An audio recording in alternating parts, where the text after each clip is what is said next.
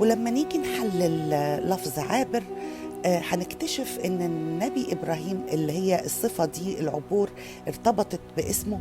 هنكتشف ان اسم النبي ابراهيم ده لقب ادهوله، ما هواش اسم اتولد بيه. ازاي جت التسمية دي؟ اصلا كان اول ما خرج من بابل من عند النمرود كان اسمه عبرة.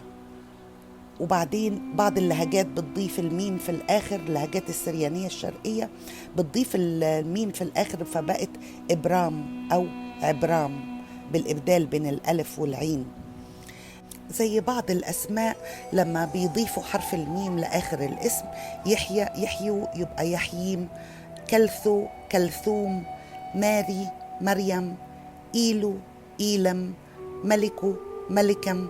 بالطريقة دي في بعض لهجات شبه الجزيرة العربية بيضيفوا المقطع يم لآخر الأسماء، زي إيلو اللي هي بمعنى رب بتصبح إيلويم، أو بصيغة الجمع إلوهيم. وهنا النبي إبراهيم لما خرج من بابل كان مفرد، ما كانش ولد، لسه جاله ولد، وبالتالي عقيدة العرب في وقتها عقيدة خصب، بيقدسوا الإكثار والتناسل وبيلعنوا العقم. فلما اتولد للنبي إبراهيم اللي هو كان اسمه إبرام، اتولد له ولد أصبح بصيغة الجمع بيطلق عليه إبراهيم.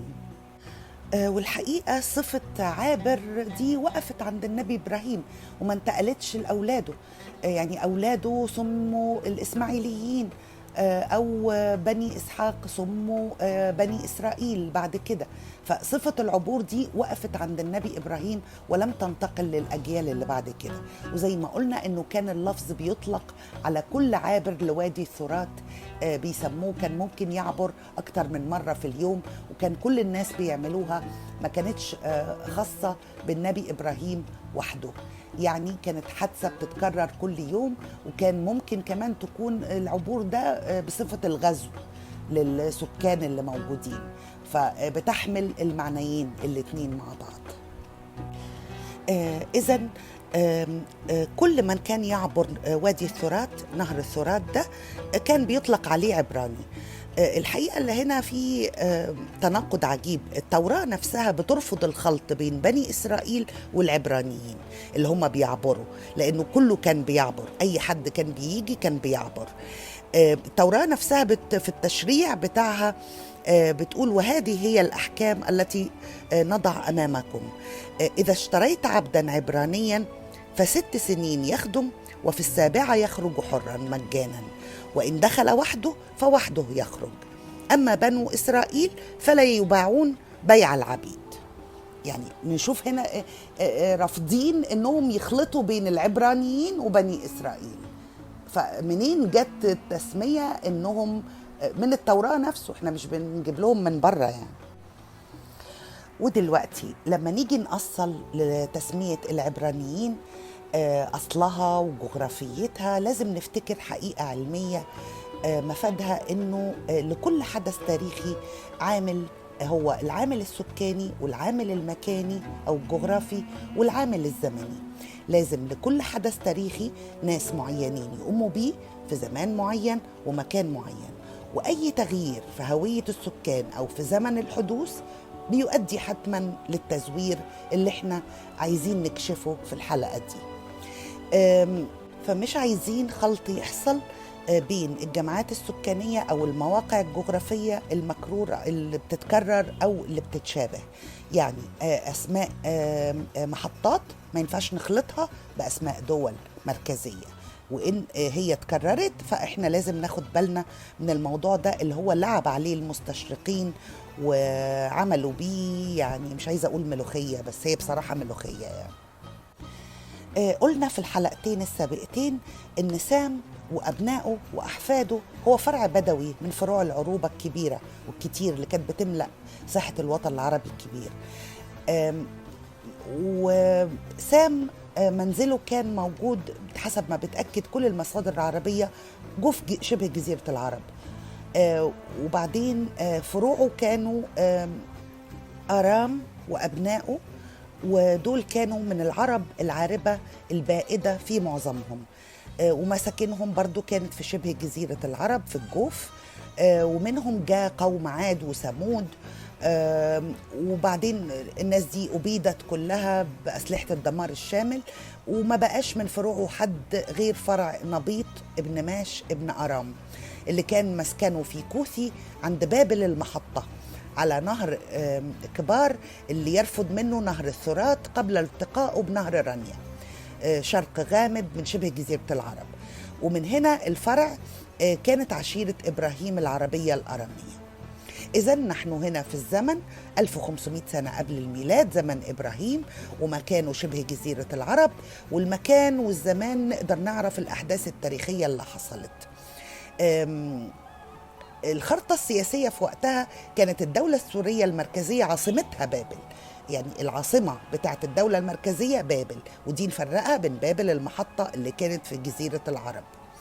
كانت بتبسط سيطرتها الدولة من البحر الأسود وسفوح أرارات لبحر العرب جنوبا، والعرب السوريين الفينيقيين كانوا بيغطوا آسيا الصغرى وبلاد اليونان وإيطاليا وأسبانيا، وكانوا بيغطوها بالمستوطنات والمدن الزراعية والتجارية، وكان أهمها طروادة الفينيقية في موقعها الاستراتيجي، كان مفتاح لتجارة البحر الأسود، وأثينا والبرييه في بلاد اليونان، وملقا وغيرها من المدن. أما دولة وادي النيل فعمرها ما كان اسمها مصر في الوقت ده، ولم يطلق على حاكمها فرعون أبدا في تاريخه القديم كله، إنما كان في مصر تانية اللي هي مصر المحطة، اللي احنا مش عايزين نخلط ما بينهم وبين بعض.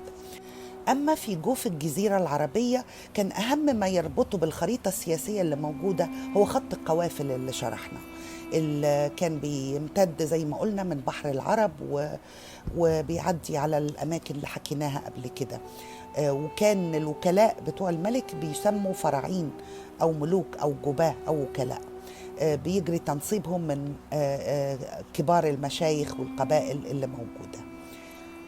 إذن الفروع السكانية العربية اللي كانت بتتحرك في المنطقة دي من البدو وأنصاف المستقرين كانت بقايا الأراميين، زي ما قلنا كانوا بقايا فرع نبيط ابن ماش ابن أرام، وكانت مساكنهم في برية العرب ما بين نهر الثرات ونهر رانيا، وكان بيقال ليها فدان أرام أي أرض أرام أو أرام النهر أو برية أرام.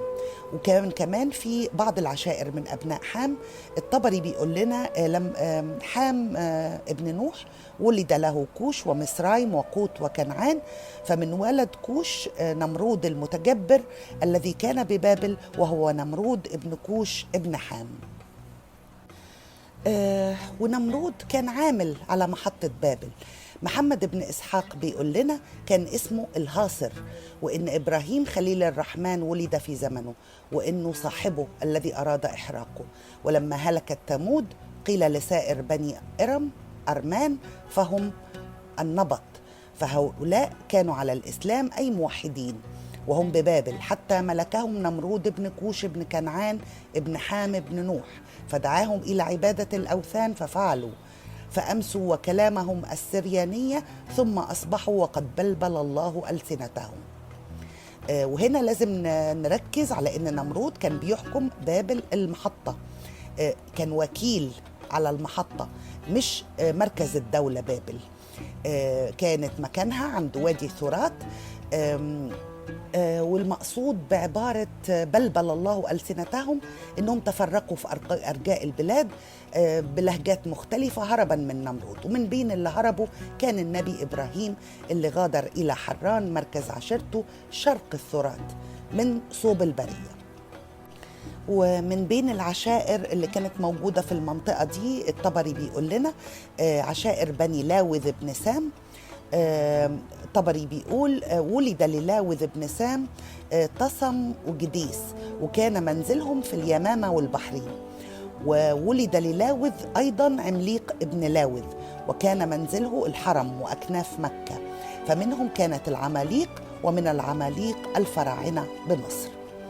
وكمان عشائر كنعان ابن حام ابن نوح في المنطقة، زي ما بتقول لنا التوراة، وولد كنعان صيدون بكرة وحثة واليبوسي والأموري والجرجاشي والحوي والعرقي والسيني والعرادي والمسماري والحمتي. أما مصرايم فولد فتروسيم وكسلوحيم اللي خرج منهم فلشتيم وكفتوريم، دول أبناء مصرايم. ودلوقتي نشوف الحيثيين في مدونات التوراة هم عشيرة عربية كنعانية حامية عند أعالي وادي الفرات. التزوير بقى خلاهم شعب هندو أوروبي أعالي الفرات شمال سوريا، وفلسطين بقت تترجم للفلسطينيين اللي هم عشيرة من العرب الأصلا، مصريين سكان بلدة مصر المحطة في المنطقة نفسها. بقوا في التزوير شعب هندو أوروبي مش معروف له أصل، وضربت دولة الحيثيين بدل من عشيرة الحيثيين، بقوا يطلقوا على تركيا دولة الحيثيين بدل العشيرة، وبدل وادي النيل بلد وادي النيل بقت مصر. وسكنوا أرض كنعان اللي صارت جنوب سوريا بعد التزوير. وهنا بيقول لنا العالم الألماني وينكلر حول مواقع تلك العشائر إن أرض كوش تقابل مصر اللي هي في القسم الشمالي من جزيرة العرب، وعلى هذا فإن ما ذكر عن كوش ومصر في التوراة لا يقصد به الحبشة ووادي النيل، بل يقصد مكانان في شبه جزيرة العرب. والدكتور جواد علي بيقول لنا في كتابه مفصل تاريخ العرب قبل الإسلام، وقد جاء وينكلر على ذلك بأمثلة من العهد العتيق، ذكر أن من الصعب أن يكون المراد بها مصر أو الحبشة. وألف وينكلر رسالة بين فيها رأيه أن مصر المذكورة في التوراة هي في بلاد العرب لا في أفريقيا. وكان في كمان من ضمن العشائر دي عشائر بدوية عربية أخرى كتير في المنطقة نفسها، مش محتاجين نقتفي أثرها كله، محتاجين هنا نبص على اللي سابه لنا الملك سيرجون الثاني في كتابه، بيذكر فيه إنه هو قام بحملة تأديبية على ملوك العشائر دي والمحطات. جاء فيها إنه في السنة 7 من حكمه أدب ثمودي وعباديدي ومرسيماني وحيافة وهزمهم، ونقل من وقع في يديه منهم إلى سامرايا. ثم يذكر بعد ذلك الخبر أنه تلقى الجزية من سمسي ملك عريبي ومن فرعو ملك مصري، وذكر أن الجزية كانت من الذهب وحاصلات الجبل والحجارة الكريمة والعاج وأنواع من البذور والنباتات والخيل والإبل. وهنا بيقول لنا الدكتور جواد علي أنه يتبين من أسماء المواضع والقبائل اللي ذكرها سيرجون الثاني أن المعارك دي وقعت في أرضين في الشمال الغربي من جزيرة العرب، وملوك تلك العشائر كانوا دايما في صراع من أجل الحصول على وكالة المحطة أو لضرب أمن القوافل. وفي نص كمان اكتشف في حران الأرامية في شبه جزيرة العرب بيحكي فيه أن الملك نبوتيد ملك بابل عمل حملة على ملوك العشائر دي وأدبهم، ونقل بعض الوكلاء والسكان وتعين ناس تانيين. وده نفسه اللي حصل في محطة أورشليم اللي كانت موجودة أعالي الثرات، وبعد كده نفخوا فيه وكبروا الموضوع وسموه الأسر البابلي لليهود، مع أنه كان فيه يهود وغير يهود. والنص ده عثروا عليه في خرائب جامع حران الكبير سنة 56، وبعد ما الترجم ترجمة صحيحة اتعرف من خلاله مواقع ملوك المحطات مثل فدك وخيبر ويثرب وتيمة وددان. وبيقول لنا انه الملك نبوتيد كان رغبته انه يسيطر على اخطر طريق بري في التجارة اللي بيربط بلاد الشام بالبلاد العربية الجنوبية، وكانت دي طريقة زي ما قلنا انها مهمة جدا وعصب الاقتصاد في الوقت ده. وده طبعا كان زي ما شرحنا كل ده حال العشائر والقبائل في المنطقة العربية الجنوبية اللي كانت بتسيطر على المحطات أو بتشتغل فيها وكلاء أو خبيره. وشفنا ازاي أسماء القبائل والعشائر استغلوا التشابه بين أسماء المحطات رموها على دول، أسماء العشائر رموها على دول، أسماء الجبال اخترعوها في أماكن أخرى، زوروا أسماء أنهار، زوروا حاجات كتير علشان تركب القصة، مع إنها كلها حصلت في جوف الجزيرة العربية والمكان اللي احنا بنتكلم عليه، المنطقة اللي عاش فيها إبراهيم حول نهر الفرات اللي عبره، واللي كان أخذ لقب إبرام عابر من عبوره لوادي الفرات ده. ومن هنا في الختام لما نيجي نستخلص كل اللي حكيناه عن ظاهرة تسمية العبرانية دي، نستخلص انه الحقيقة الكلمة دي بكل اسمائها مشتقاتها ملهاش اي ذكر في كل الاثار المكتشفة في اي بقعة في الوطن العربي. وكل ما ذكروا بعض الصهاينة ورود كلمة عبيرو في الرسائل المكتشفة لإخناتون من وكيله على المحطة اللي اسمها مصر، ورود كلمة عبيرو، فده مش صحيح. احنا شرحنا ان المحطة دي اللي كان بيشتغل فيها واحد اسمه خبيرو مش عبيرو، فتسمية عبيرو دي بيحاولوا يزرعوها ويختلقوا لها أحداث في كل اتجاه. الحقيقة هو جيمس هنري بريستد هو اللي اتكلم عن سورة الرقيم ده وترجمته في كتابه العصور القديمة، لكن الحقيقة مترجم الكتاب للعربية السيد داود قربان تطوع كده من تلقاء نفسه، ترجم كلمة خبيره اللي وردة في الرسائل بتاعت تل العمرنة وخلاها عبيره من عنده كده علشان يخلق لهم حاجة.